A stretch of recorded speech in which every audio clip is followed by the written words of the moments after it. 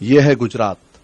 یہاں امن و سکون تھا، شانتی تھی اور لوگ بہت ہی شانتی کے ساتھ یہاں پر جی رہے تھے.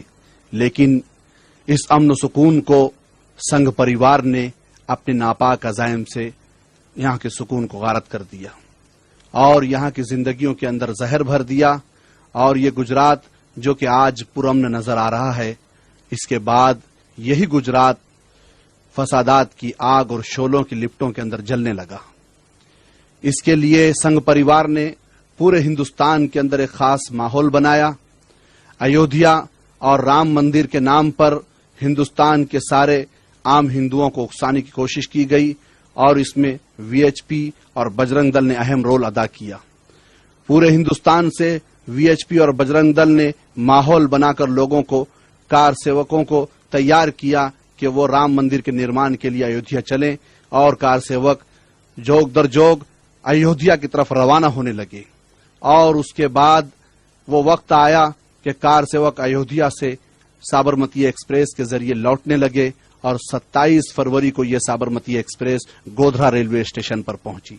اور گودھرا ریلوے اسٹیشن پر پہنچنے کے بعد وہ حادثہ پیش آیا جس کی خبریں آپ حضرات تک پہنچ چکی ہیں. یہیں پر کار سیوکوں نے اتر کر جو ہنگامہ کیا اور یہاں پر جو واقعہ پیش آیا اور جس خاتون کے ساتھ ان کار سیوکوں نے زیادتی کرنے کی کوشش کی، اس کا نام صوفیہ ہے. آئیے ان سے پوچھتے ہیں کہ کیا ہوا 27 تاریخ کو. کیا ہوا تھا 27 تاریخ کو، ذرا آپ بتائیں ہم کو. ہاں، ہم بروڈا جانے کے لیے گاڑی پہ بیٹھے تھے. جب گاڑی میں سے اتر کے ان لوگ نے مارا ماری کری. کوئی آدمی تھا، اسے کون لوگوں نے مارا ماری کی؟ وہ کار سیوک والے تھے جو ان کے پاس بھورا بلا لگا ہوا تھا اور ٹوپا پہنا ہوا تھا، اسے نارنگی کلر کا کپڑا ڈالا تھا. ایودھیا سے جو لوگ آ رہے تھے، ایودھیا سے سابرمتی ایکسپریس سے ماٹ کی میمو میں بروڈا جانے کے وہاں بیٹھے تھے. ایسے اٹھ کے ان لوگ نے وہ آدمی کو مارا تو ہم جلے، ایسے موڑ ڈال دیا تھا.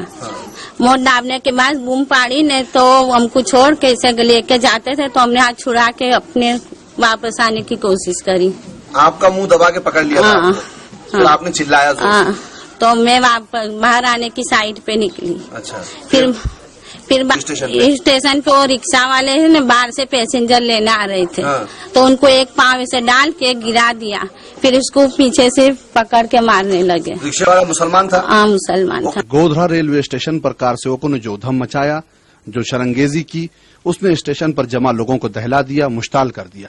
اس شرپسندی نے لوگوں میں غصے کی لہر دوڑا دی اور پھر سابرمتی ایکسپریس پھونک دی گئی.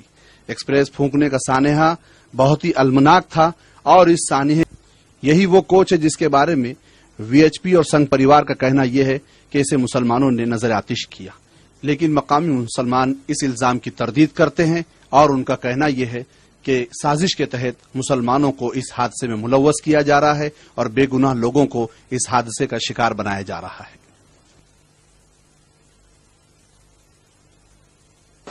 جنہوں نے یہ کام کیا ہے ہندوستان کی تعزیات میں، آپ انہیں جو سزا دینا چاہے اب دے دیجیے، گرفتار کریں. لیکن جو مسجد میں نماز پڑھا ہے جس کا اس واقعے سے کوئی تعلق نہیں ہے. مثال کے طور پر میں آپ کو ایک مثال دوں کہ باہر سے جلی ہوئی لاشیں جب یہاں پہنچ رہی تھیں تو یہ ہمارے ایڈوکیٹ صاحب بھی ہمارے قبرستان کے ٹرسٹی ہیں.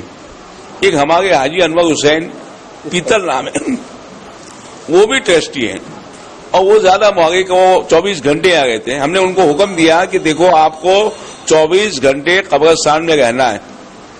آدھی رات کو بھی کوئی میت آ جائے اس کو پہلی منزل تک پہنچانے کی ذمہ داری آپ کی.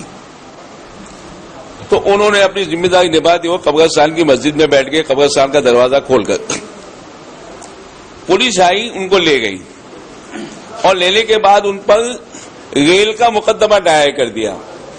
ان کی عمر تقریباً 58-60 سال کی عمر ہے اور ریل کے واقعے میں ان کو جکڑ لیا. یہ کوچ سے نکلی ہوئی لاشیں، ان آرتیوں کو بہانہ بنا کر وشو ہندو پریشد نے گجرات کے ماحول کو گرم کرنے کی کوشش کی اور اقلیتوں سے انتقام کی پکار لگائی. پورے گجرات کے بند کا، بھارت بند کا بلکہ اعلان کیا گیا اور آرتیوں کو گلی گلی گھما کر عام لوگوں کے جذبات کو بھڑکایا گیا اقلیتوں کے خلاف. گودھرا کا یہ واقعہ ہونے کے بعد ترنت یہ بات پھیلا دی جاتی ہے کہ یہ جو واقعہ پیش آیا ہے اس میں مسلمان ملوث ہیں اور یہ ISI کی ایک پوری یعنی سازش ہے. اب اس کے بعد 27 تاریخ کی شام سے ہی یہ اعلان کر دیا جاتا ہے کہ 28 تاریخ کو گجرات بند رکھا جائے گا. وشو ہندو پریشد نے اعلان دیا اور اسی کے ساتھ گجرات گورنمنٹ بھی اس میں انوالو ہو گئی. آج سے تقریباً 1 سال سے یہاں پر یہ وشو ہندو پریشد کے اور بجرنگ دل کے بڑے بڑے پروگرام ہوتے رہے. کھلے عام تلواروں کو اور ترشول کو لوگوں کو یعنی اس کی دیکشا دی گئی, لوگوں کو دیا گیا. دیکشا سماروہ کے نام پر یہ پروگرام ہوتے رہے اور اسی طرح سے 1 سال سے یعنی ایک ماحول ایسا کریٹ کیا گیا. اور یہ سے سارے ہتھیار جو عام طور پر میں یا آپ اگر ہمارے پاس مل جائیں تو ہم پر یعنی کوئی قانونی کارروائی ہو سکتی ہے, ایسے ہتھیاروں کو کھلے عام لوگوں میں تقسیم کیا گیا. بھارت بند کا اعلان اور آرتیوں کا جلوس اس بات کا اشارہ تھا کہ گجرات کو لوٹ لو, اقلیتوں کو تباہ و برباد کر دو, ان کی نسل کشی کرو, معاشی اور جسمانی طور پر ان کی کمر توڑ دو. یہی ہوا اور ظلم و بربریت کا جو ننگا ناچ ناچا گیا, یہ تصویریں اس کا جیتا جاگتا ثبوت ہے. کس طریقے سے پورے کے پورے گجرات کو آگ کے شعلوں میں ڈھکیل دیا گیا اور جہنم کی طرح دہکا دیا گیا, یہ تصویریں آپ کو دکھا رہی ہے کہ احمد آباد اور گجرات کے قصبات میں اور گجرات کے دیہاتوں کے اندر اقلیتوں کے دکانوں کو اور ان کے مکانوں کو کس طریقے سے نظر آتش کیا گیا. صبح 9 سے تو 4 بجے تک میں نے ان لوگ کا سب تماشا دیکھا. تو میں نے نیچے جا کے ایک پڑوس والی کے گھر میں سے 50 فون کیے کہ بھائی فائر بریگیڈ کو اور وہ جو بھاجپ کی کاریہ کرتا ہے وہ کون سے مایا بین اس کو, تو بولے ہم کو کوئی وہ نہیں ہے تم کو بچانے کا, تمہارا مرنے کا ٹائم آیا. اور پولیس کو کتنے فون کیے, فائر بریگیڈ کو کیا کہ بھائی یہاں قتل عام ہو رہا ہے.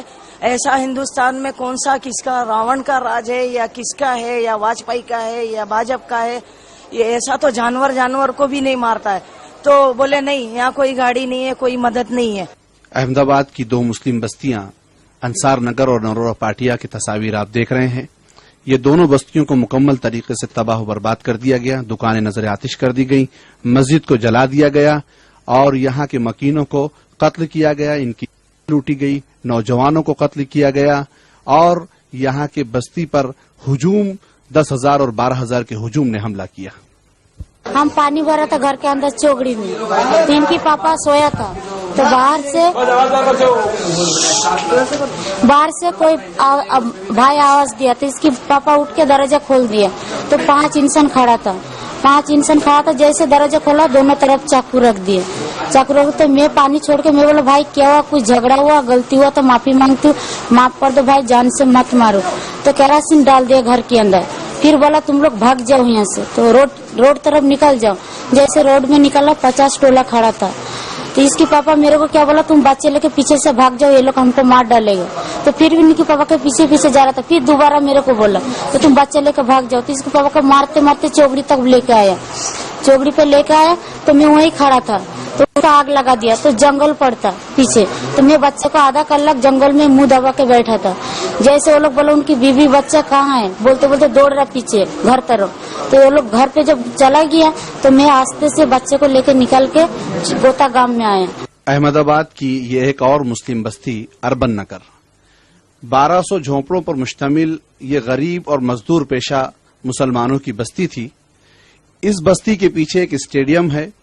مقامی لوگوں کا کہنا یہ ہے کہ اس اسٹیڈیم میں 2 گھنٹے تک لوگوں کے ہجوم جمع ہوتے رہے اور VHP اور بجرنگ دل کے نمائندے ان کے رہنما ان کی رہنمائی کرتے رہے.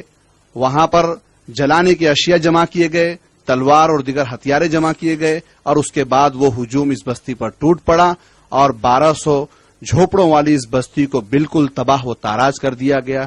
اسی بستی میں سید حسن شہید رحمت اللہ علیہ کی ایک درگاہ بھی واقع تھی. اس درگاہ کو گیس سلنڈر کے ذریعے سے ڈائنامیٹ کیا گیا, اسے اڑا دیا گیا اور یہاں کے مکینوں کو نہ صرف